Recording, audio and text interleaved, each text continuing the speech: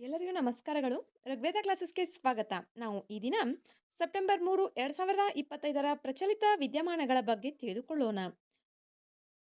ಈಗಾಗಲೇ ಒಳ ಮೀಸಲಾತಿ ವರದಿಯು ಪ್ರಕಟಗೊಂಡಿದ್ದು, ಇನ್ನೇನು ಕರ್ನಾಟಕ ರಾಜ್ಯ ಸರ್ಕಾರದ ನೇಮಕಾತಿ ಆದೇಶಗಳು ಹೊರಬೀಳಲಿವೆ. ಮುಂಬರುವ ಸ್ಪರ್ಧಾತ್ಮಕ ಪರೀಕ್ಷೆಗಳಿಗೆ ಪ್ರಚಲಿತ ವಿದ್ಯಮಾನಗಳ ಮಾಹಿತಿಯು ಅತಿ ಉಪಯುಕ್ತವಾಗಲಿದೆ. ಆದ್ದರಿಂದ ಈ ಕೂಡಲೇ ನಮ್ಮ ಚಾನಲನ್ನು ಸಬ್ಸ್ಕ್ರೈಬ್ ಮಾಡಿಕೊಂಡು ನಮ್ಮ ಚಾನಲ್ನಲ್ಲಿರುವ ಪ್ರಚಲಿತ ವಿದ್ಯಮಾನಗಳ ವಿಡಿಯೋಗಳನ್ನು ವೀಕ್ಷಿಸಿ ಮಾಹಿತಿಯನ್ನು ಪಡೆದುಕೊಳ್ಳಿ. ಈ ವಿಡಿಯೋದಲ್ಲಿ ನಾವು ಇಲ್ಲಿ ಪಟ್ಟಿ ಮಾಡಲಾಗಿರುವ ಎಲ್ಲ ವಿಷಯಗಳ ಮಾಹಿತಿಯನ್ನ ತಿಳಿದುಕೊಳ್ಳೋಣ. ಈ ವಿಷಯಗಳು ಮುಂಬರುವ ಸ್ಪರ್ಧಾತ್ಮಕ ಪರೀಕ್ಷೆಗಳಿಗೆ ಉಪಯುಕ್ತವಾಗಲಿವೆ. ಆದ್ದರಿಂದ ವಿಡಿಯೋವನ್ನು ಕೊನೆವರೆಗೂ ವೀಕ್ಷಿಸಿ. ಮೊದಲನೇದಾಗಿ ವಿಕ್ರಮ್ 3201 ಇದು ಒಂದು 32 ಬಿಟ್ ಮೈಕ್ರೋಪ್ರೊಸೆಸರ್ ಆಗಿದ್ದು, ಇದನ್ನು ಭಾರತವು ಇತ್ತೀಚೆಗೆ ಸೆಮಿಕಾನ್ ಇಂಡಿಯಾ 2025ರ ಸಮ್ಮೇಳನದಲ್ಲಿ ಅನಾವರಣಗೊಳಿಸಿತು. ವಿಕ್ರಮ್ 3201 ಇದು ಭಾರತದ ಮೊದಲ ಸಂಪೂರ್ಣ ಸ್ಥಳೀಯ 32 ಬಿಟ್ ಮೈಕ್ರೋಪ್ರೊಸೆಸರ್ ಆಗಿದೆ. ವಿಕ್ರಮ್ ಸಾರಾಭಾಯ್ ಬಾಹ್ಯಾಕಾಶ ಕೇಂದ್ರ ವಿನ್ಯಾಸಗೊಳಿಸಿದ ವಿಕ್ರಮ್ 3201 ಅನ್ನು ಚಂಡೀಗಢದಲ್ಲಿರುವ ಭಾರತೀಯ ಬಾಹ್ಯಾಕಾಶ ಸಂಶೋಧನಾ ಸಂಸ್ಥೆ ಸೆಮಿಕಂಡಕ್ಟರ್ ಪ್ರಯೋಗಾಲಯ ನಿರ್ಮಿಸಿದೆ. ಸ್ಮಾರ್ಟ್ಫೋನ್ಗಳು ಅಥವಾ ಲ್ಯಾಪ್ಟಾಪ್ಗಳಂತಹ ದಿನನಿತ್ಯದ ಸಾಧನಗಳಲ್ಲಿನ ಪ್ರೊಸೆಸರ್ಗಳಿಗಿಂತ ಭಿನ್ನವಾಗಿ ಇದನ್ನು ನಿರ್ದಿಷ್ಟವಾಗಿ ರಾಕೆಟ್ಗಳು ಮತ್ತು ಉಪಗ್ರಹಗಳಿಗಾಗಿ ವಿನ್ಯಾಸಗೊಳಿಸಲಾಗಿದೆ. ವಿಕ್ರಮ್ 3201 ಭಾರತವು ಮೊದಲ ಬಾರಿಗೆ ಈ ಪ್ರಮಾಣದ ಪ್ರೊಸೆಸರ್ ಮತ್ತು ಉಡಾವಣಾ ವಾಹನ ಏವಿಯಾನಿಕ್ಸ್ಗೆ ನಿರ್ದಿಷ್ಟ ವಿವರಣೆಯನ್ನು ಸ್ಥಳೀಯವಾಗಿ ವಿನ್ಯಾಸಗೊಳಿಸಿ ತಯಾರಿಸಿದೆ. ವಿಕ್ರಮ್ 32 ಬಿಟ್ ಪ್ರೊಸೆಸರ್ ಉಡಾವಣಾ ವಾಹನಗಳಲ್ಲಿ ಸಂಚರಣೆ, ನಿಯಂತ್ರಣ, ಮಿಷನ್ ನಿರ್ವಹಣೆಯನ್ನು ನಿರ್ವಹಿಸುವುದು, ರಾಕೆಟ್ಗಳನ್ನು ಸ್ಥಿರವಾಗಿ ಮತ್ತು ಹಾದಿಯಲ್ಲಿಡಲು ಅಗತ್ಯವಾದ ಸ್ಪ್ಲಿಟ್ ಸೆಕೆಂಡ್ ಲೆಕ್ಕಾಚಾರಗಳನ್ನು ನಿರ್ವಹಿಸುವುದು ಈ ಚಿಪ್ನ ಕೆಲಸವಾಗಿದೆ. ಬಾಹ್ಯಾಕಾಶ ಪರಿಸರವು ಕಠಿಣವಾಗಿರುವುದರಿಂದ ಚಿಪ್ ಅನ್ನು ಮಿಲಿಟರಿ ದರ್ಜೆಯ ಮಾನದಂಡಗಳಿಗೆ ಅನುಗುಣವಾಗಿ ತಯಾರಿಸಲಾಗುತ್ತದೆ. ತೀವ್ರ ಶಾಖ, ಶೀತ, ಕಂಪನ ಮತ್ತು ವಿಕಿರಣದಲ್ಲಿ ಇದು ಕಾರ್ಯನಿರ್ವಹಿಸುವುದನ್ನು ಖಚಿತಪಡಿಸಿಕೊಳ್ಳಲು ಕಟ್ಟುನಿಟ್ಟಾಗಿ ಪರೀಕ್ಷಿಸಲಾಗುತ್ತದೆ. -55°C ನಿಂದ +125°C ವರೆಗಿನ ತಾಪಮಾನ ಸೇರಿದಂತೆ ಬಾಹ್ಯಾಕಾಶ ಯಾನಗಳ ತೀವ್ರ ಪರಿಸ್ಥಿತಿಗಳನ್ನು ತಡೆದುಕೊಳ್ಳುವಂತೆ ವಿಕ್ರಮ್ 3201 ಅನ್ನು ನಿರ್ಮಿಸಲಾಗಿದೆ. ಇದರ ಹಿಂದಿನದಕ್ಕಿಂತ ಭಿನ್ನವಾಗಿ ಹೊಸ ಚಿಪ್ 64 ಬಿಟ್ ಫ್ಲೋಟಿಂಗ್ ಪಾಯಿಂಟ್ ಕಾರ್ಯಾಚರಣೆಗಳು, ಅಡಾ ಪ್ರೋಗ್ರಾಮಿಂಗ್ ಭಾಷಾ ಹೊಂದಾಣಿಕೆಯನ್ನು ಇದು ಬೆಂಬಲಿಸುತ್ತದೆ. ಕಾರ್ಯಾಚರಣೆಗಳ ಸಮಯದಲ್ಲಿ ವಿಶ್ವಾಸಾರ್ಹ ಸಂವಹನಕ್ಕಾಗಿ ಆನ್ ಚಿಪ್ 1553B ಬಸ್ ಇಂಟರ್ಫೇಸ್ಗಳನ್ನು ಇದು ಒಳಗೊಂಡಿದೆ. ಇದು ಗಣನೀಯ ಪ್ರಮಾಣದ ಸ್ಮರಣೆಯನ್ನು ನಿಭಾಯಿಸಬಲ್ಲದು. ಉಪಗ್ರಹಗಳು, ಬಾಹ್ಯಾಕಾಶ ವಾಹನಗಳನ್ನು ಉಡಾವಣೆ ಮಾಡಲು ಅಗತ್ಯವಾದ ಸಂಕೀರ್ಣ ಸೂಚನೆಗಳನ್ನು ಇದು ಕಾರ್ಯಗತಗೊಳಿಸಬಲ್ಲದು. ನೆಕ್ಸ್ಟ್, ಭಾರತಿ ಉಪಕ್ರಮ. ಏನಿದು ಭಾರತಿ?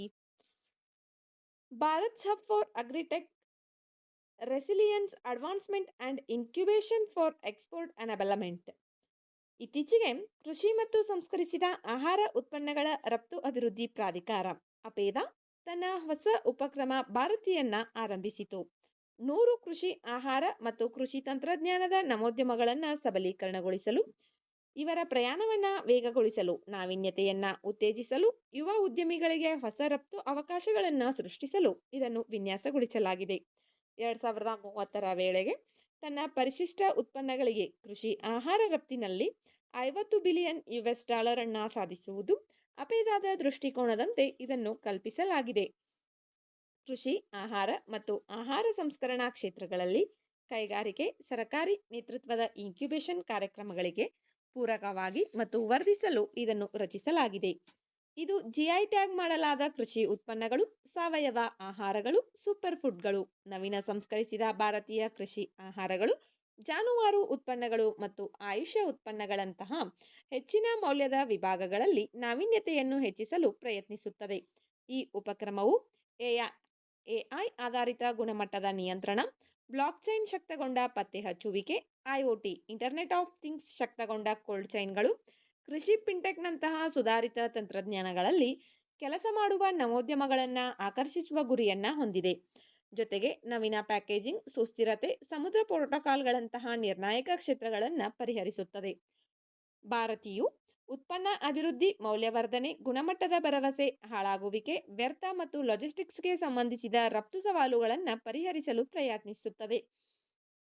ಸಹಯೋಗದ ಪರಿಸರ ವ್ಯವಸ್ಥೆಯನ್ನು ಬೆಳೆಸುವ ಮೂಲಕ ಈ ಕಾರ್ಯಕ್ರಮವು ಕೃಷಿ ಆಹಾರ ನಾವೀನ್ಯಕಾರರು, ತಂತ್ರಜ್ಞಾನ ಚಾಲಿತ ಪರಿಹಾರ ಪೂರೈಕೆದಾರರು, ಎಸ್ಪಿಎಸ್ ಟಿಬಿಟಿ ಕೇಂದ್ರಿತ ನವೋದ್ಯಮಗಳನ್ನು ಸಂಪರ್ಕಿಸುತ್ತದೆ. ಭಾರತದ ಜಾಗತಿಕ ಸ್ಪರ್ಧಾತ್ಮಕತೆಯನ್ನು ಹೆಚ್ಚಿಸುವ ಸ್ಕೇಲೆಬಲ್ ವೆಚ್ಚ ಪರಿಣಾಮಕಾರಿ ಪರಿಹಾರಗಳನ್ನು ನೀಡುತ್ತದೆ. ಇದು ಜಾಗತಿಕವಾಗಿ ಸ್ಪರ್ಧಾತ್ಮಕ ಕೃಷಿ ಉತ್ಪನ್ನಗಳನ್ನು ಸೃಷ್ಟಿಸುತ್ತದೆ. ಆಹಾರ ನಾವೀನ್ಯತೆಗಾಗಿ ಬೇಡಿಕೆ ಚಾಲಿತ ಹಿಂದುಳಿದ ಏಕೀಕರಣವನ್ನು ಇಂಧನಗೊಳಿಸುತ್ತದೆ. ಭಾರತೀಯ ಆಹಾರ, ಪಾನೀಯ ಮತ್ತು ಸಂಸ್ಕರಿಸಿದ ಆಹಾರ ಉತ್ಪನ್ನಗಳು ಮತ್ತು ಸೇವೆಗಳಿಗೆ ಜಾಗತಿಕ ಬೇಡಿಕೆಯನ್ನು ಹೆಚ್ಚಿಸುತ್ತದೆ. ಈ ಉಪಕ್ರಮವು ಭಾರತದಾದ್ಯಂತ ಪರಿಹಾರ ಆಧಾರಿತ ನವೋದ್ಯಮಗಳನ್ನು ಆಕರ್ಷಿಸಲು, ಪಾಲುದಾರರನ್ನು ತೊಡಗಿಸಿಕೊಳ್ಳಲು ರಾಷ್ಟ್ರವ್ಯಾಪಿ ಅಭಿಯಾನವನ್ನು ಒಳಗೊಂಡಿದೆ.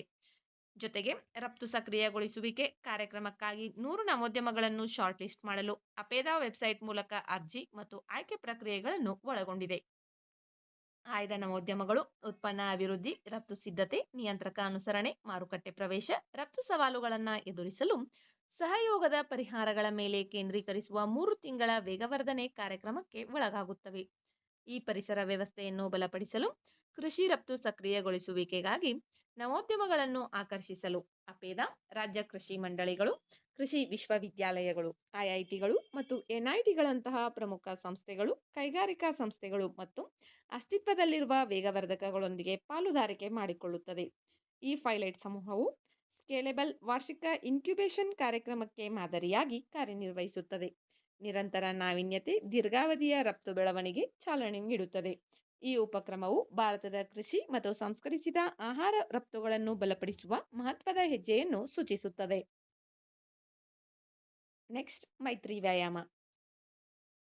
ಇದು ಭಾರತ ಮತ್ತು ಥೈಲ್ಯಾಂಡ್ ನಡುವೆ ನಡೆಯುವ ಒಂದು ಜಂಟಿ ಮಿಲಿಟರಿ ವ್ಯಾಯಾಮವಾಗಿದೆ. ಇದು ಇವಾಗ ಏಕೆ ಸುದ್ದಿಯಲ್ಲಿದೆ ಎಂಬುದನ್ನು ತಿಳಿದುಕೊಳ್ಳೋಣ. ಮೇಘಾಲಯದ ಉಮ್ರೈನ ಜಂಟಿ ತರಬೇತಿ ನೋಡ್ನಲ್ಲಿ ನಡೆದ ಭವ್ಯ ಉದ್ಘಾಟನಾ ಸಮಾರಂಭದೊಂದಿಗೆ ಮೈತ್ರಿ ವ್ಯಾಯಾಮದ 14ನೇ ಆವೃತ್ತಿಯು ಇತ್ತೀಚೆಗೆ ಆರಂಭವಾಯಿತು.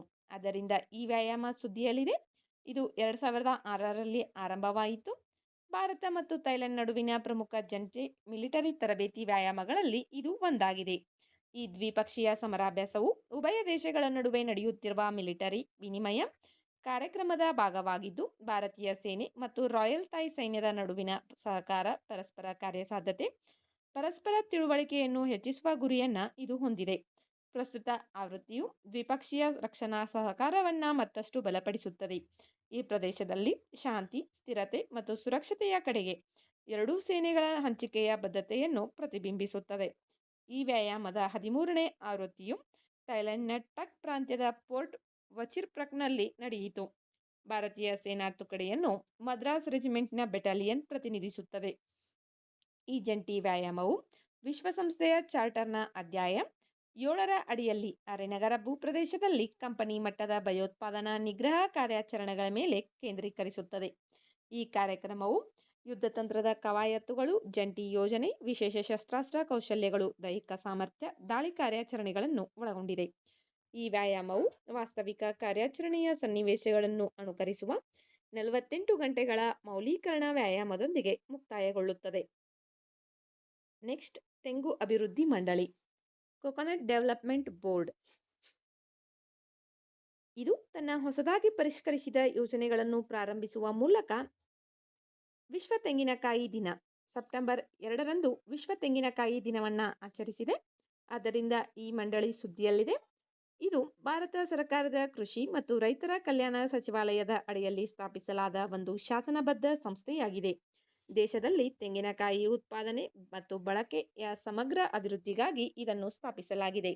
ಉತ್ಪಾದಕತೆ ಹೆಚ್ಚಳ ಮತ್ತು ಉತ್ಪನ್ನ ವೈವಿಧ್ಯೀಕರಣದ ಮೇಲೆ ಕೇಂದ್ರೀಕರಿಸಲಾಗಿದೆ. ಮಂಡಳಿಯು ಜನವರಿ 12, 1981ರಂದು ಅಸ್ತಿತ್ವಕ್ಕೆ ಬಂದಿತು. ಇದು ಕರ್ನಾಟಕದ ಬೆಂಗಳೂರು, ತಮಿಳುನಾಡಿನ ಚೆನ್ನೈ, ಅಸ್ಸಾಂನ ಗುವಾಹಟಿ ಮತ್ತು ಬಿಹಾರದ ಪಾಟ್ನಾದಲ್ಲಿ ತನ್ನ ಪ್ರಾದೇಶಿಕ ಕಚೇರಿಗಳನ್ನು ಹೊಂದಿದೆ. ಇದರ ಪ್ರಧಾನ ಕಚೇರಿಯು ಕೇರಳದ ಕೊಚ್ಚಿಯಲ್ಲಿದೆ. ತೆಂಗಿನ ಉದ್ಯಮದ ಅಭಿವೃದ್ಧಿಗೆ ಕ್ರಮಗಳನ್ನು ಅಳವಡಿಸಿಕೊಳ್ಳುವುದು, ಇತರ ವಿಷಯಗಳ ನಡುವೆ ತೆಂಗಿನ ಕೃಷಿ ಮತ್ತು ಕೈಗಾರಿಕೆಗಳಲ್ಲಿ ತೊಡಗಿರುವವರಿಗೆ ತಾಂತ್ರಿಕ ಸಲಹೆ ನೀಡುವುದು, ತೆಂಗು ಬೆಳೆಯುವ ಪ್ರದೇಶದ ವಿಸ್ತರಣೆಗೆ ಆರ್ಥಿಕ ಮತ್ತು ಇತರ ಸಹಾಯವನ್ನು ಒದಗಿಸುವುದು, ತೆಂಗಿನಕಾಯಿ ಮತ್ತು ಅದರ ಉತ್ಪನ್ನಗಳ ಸಂಸ್ಕರಣೆಗಾಗಿ ಆಧುನಿಕ ತಂತ್ರಜ್ಞಾನಗಳನ್ನು ಅಳವಡಿಸಿಕೊಳ್ಳುವುದನ್ನು ಪ್ರೋತ್ಸಾಹಿಸುವುದು. ತೆಂಗಿನಕಾಯಿ ಮತ್ತು ಅದರ ಉತ್ಪನ್ನಗಳಿಗೆ ಪ್ರೋತ್ಸಾಹಕ ಬೆಲೆಗಳನ್ನು ಪಡೆಯಲು ಕ್ರಮಗಳನ್ನು ಅಳವಡಿಸಿಕೊಳ್ಳುವುದು. ತೆಂಗಿನಕಾಯಿ ಮತ್ತು ಅದರ ಉತ್ಪನ್ನಗಳ ಮಾರುಕಟ್ಟೆ ಸುಧಾರಣೆಗೆ ಕ್ರಮಗಳನ್ನು ಶಿಫಾರಸು ಮಾಡುವುದು. ತೆಂಗಿನಕಾಯಿ ಮತ್ತು ಅದರ ಉತ್ಪನ್ನಗಳ ಆಮದು ಮತ್ತು ರಫ್ತುಗಳನ್ನು ನಿಯಂತ್ರಿಸಲು ಕ್ರಮಗಳನ್ನು ಕೈಗೊಳ್ಳುವುದು. ತೆಂಗಿನಕಾಯಿ ಮತ್ತು ಅದರ ಉತ್ಪನ್ನಗಳಿಗೆ ಶ್ರೇಣಿಗಳು, ವಿಶೇಷಣಗಳು ಮತ್ತು ಮಾನದಂಡಗಳನ್ನು ನಿಗದಿಪಡಿಸುವುದು. ಇವೆಲ್ಲವೂ ತೆಂಗು ಅಭಿವೃದ್ಧಿ ಮಂಡಳಿಯ ಕಾರ್ಯಗಳಾಗಿವೆ. ನೆಕ್ಸ್ಟ್, ವಿದೇಶಿಯರ ನ್ಯಾಯಮಂಡಳಿ, ಫಾರಿನರ್ಸ್ ಟ್ರಿಬ್ಯುನಲ್, FT. ಕೇಂದ್ರ ಗೃಹ ಸಚಿವಾಲಯವು ಇದುವರೆಗೂ ಅಸ್ಸಾಂಗೆ ವಿಶಿಷ್ಟವಾದ ವಿದೇಶಿಯರ ನ್ಯಾಯಮಂಡಳಿಗೆ ಪ್ರಥಮ ದರ್ಜೆ ನ್ಯಾಯಾಂಗ ಮ್ಯಾಜಿಸ್ಟ್ರೇಟ್ನ ಅಧಿಕಾರವನ್ನು ನೀಡಿದೆ. ಆದ್ದರಿಂದ ಇದು ಸುದ್ದಿಯಲ್ಲಿದೆ. ಏನಿದು ವಿದೇಶಿಯರ ನ್ಯಾಯಮಂಡಳಿ? ವಿದೇಶಿಯರ ನ್ಯಾಯಮಂಡಳಿಗಳು 1946ರ ವಿದೇಶಿಯರ ಕಾಯ್ದೆಯ ಸೆಕ್ಷನ್ 3ರ ಅಡಿಯಲ್ಲಿ 1964ರ ವಿದೇಶಿಯರ ಆದೇಶದ ಮೂಲಕ ರಚಿಸಲಾದ ಅರೆ ನ್ಯಾಯಾಂಗ ಸಂಸ್ಥೆಗಳಾಗಿವೆ. ರಾಜ್ಯದ ಸ್ಥಳೀಯ ಅಧಿಕಾರಿಗಳು ವಿದೇಶಿಯರೆಂದು ಶಂಕಿಸಲಾದ ವ್ಯಕ್ತಿಯನ್ನು ನ್ಯಾಯಮಂಡಳಿಗೆ ಹಾಜರುಪಡಿಸಲು ಅವಕಾಶ ಮಾಡಿಕೊಡುತ್ತಾರೆ. 1964ರ ವಿದೇಶಿಯರ ಆದೇಶವು ಇಡೀ ಭಾರತಕ್ಕೆ ಅನ್ವಯಿಸುತ್ತದೆ. ಆದರೆ ಪ್ರಸ್ತುತ ಫಾರಿನರ್ಸ್ ಟ್ರಿಬ್ಯುನಲ್ಗಳು ಅಸ್ಸಾಂನಲ್ಲಿ ಮಾತ್ರ ಅಸ್ತಿತ್ವದಲ್ಲಿವೆ. ಇತರ ರಾಜ್ಯಗಳಲ್ಲಿ ಯಾವುದೇ ಅಕ್ರಮ ವಲಸಿಗರು ಕಂಡುಬಂದರೆ ಇವರನ್ನು ಸ್ಥಳೀಯ ನ್ಯಾಯಾಲಯದ ಮುಂದೆ ಹಾಜರುಪಡಿಸಲಾಗುತ್ತದೆ. 1946ರ ವಿದೇಶಿಯರ ಕಾಯ್ದೆಯ ಪ್ರಕಾರ ಇದನ್ನು ಕೈಗೊಳ್ಳಲಾಗುತ್ತದೆ. 1964ರ ವಿದೇಶಿಯರ ಆದೇಶಕ್ಕೆ 2019ರಲ್ಲಿ ತಿದ್ದುಪಡಿ ಮಾಡಲಾಗಿದೆ. ರಾಜ್ಯಗಳಲ್ಲಿ ಫಾರಿನರ್ಸ್ ಟ್ರಿಬ್ಯುನಲ್ಗಳನ್ನು ಸ್ಥಾಪಿಸಲು ಮೊದಲು ಕೇಂದ್ರಕ್ಕೆ ಮಾತ್ರ ಅಧಿಕಾರವಿತ್ತು. 2019ರ ತಿದ್ದುಪಡಿ ಮೂಲಕ ಅದರ ಅಧಿಕಾರವನ್ನು ರಾಜ್ಯಗಳಿಗೂ ನೀಡಲಾಗಿದೆ. ಪ್ರತಿಯೊಂದು ವಿದೇಶಿಯರ ನ್ಯಾಯಮಂಡಳಿಯು ನ್ಯಾಯಾಧೀಶರು, ವಕೀಲರು ಮತ್ತು ನ್ಯಾಯಾಂಗ ಅನುಭವ ಹೊಂದಿರುವ ನಾಗರಿಕ ಸೇವಕರಿಂದ ಆರಿಸಲ್ಪಟ್ಟ ಸದಸ್ಯರ ನೇತೃತ್ವದಲ್ಲಿರುತ್ತದೆ.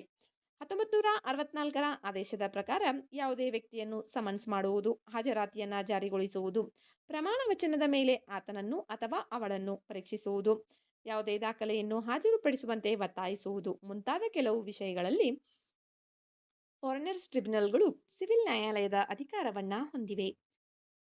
ವಿದೇಶಿಯರ ನ್ಯಾಯಮಂಡಳಿಯ ಕಾರ್ಯನಿರ್ವಹಣೆಯು ಇಂತಿದೆ. ಅದರ ಬಗ್ಗೆ ಮಾಹಿತಿಯನ್ನು ತಿಳಿದುಕೊಳ್ಳೋಣ.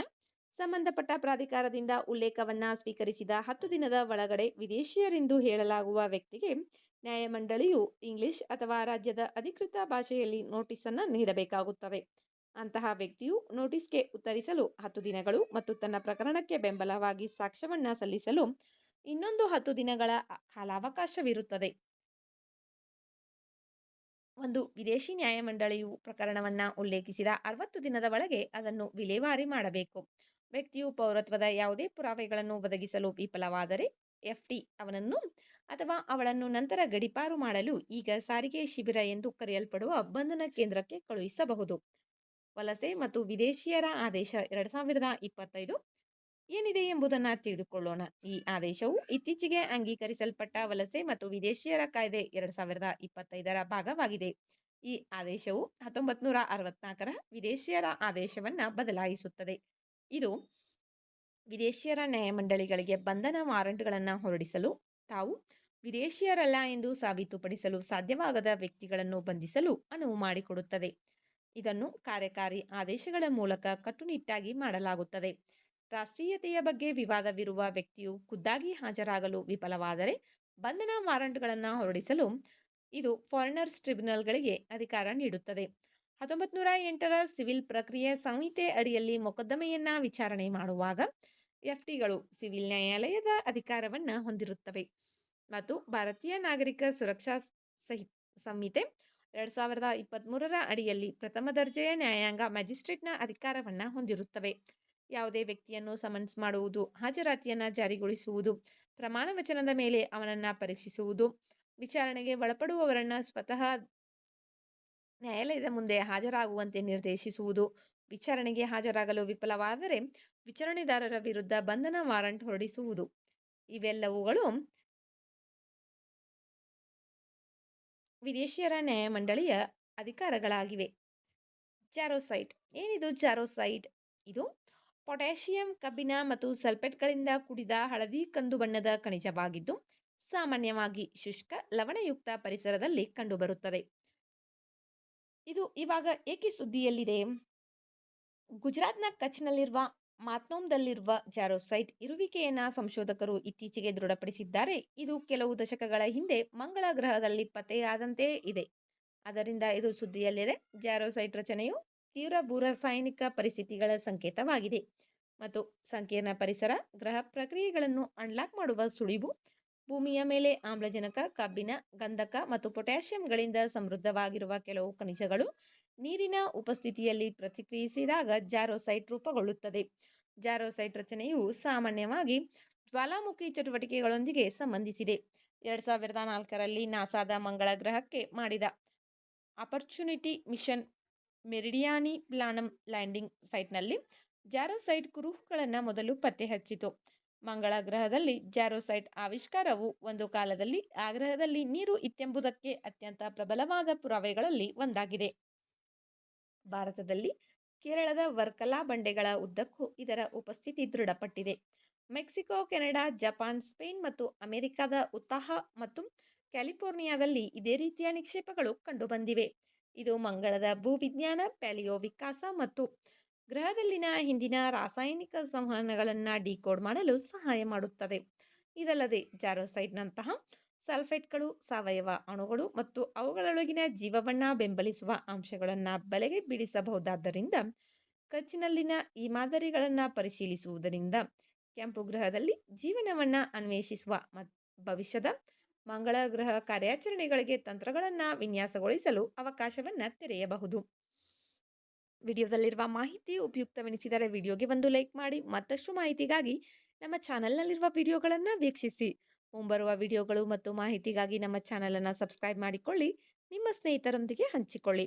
ನಿಮ್ಮ ಅಮೂಲ್ಯವಾದ ಸಮಯವನ್ನು ನೀಡಿ ನಮ್ಮ ವಿಡಿಯೋವನ್ನು ವೀಕ್ಷಿಸಿದ್ದಕ್ಕಾಗಿ ಧನ್ಯವಾದಗಳು.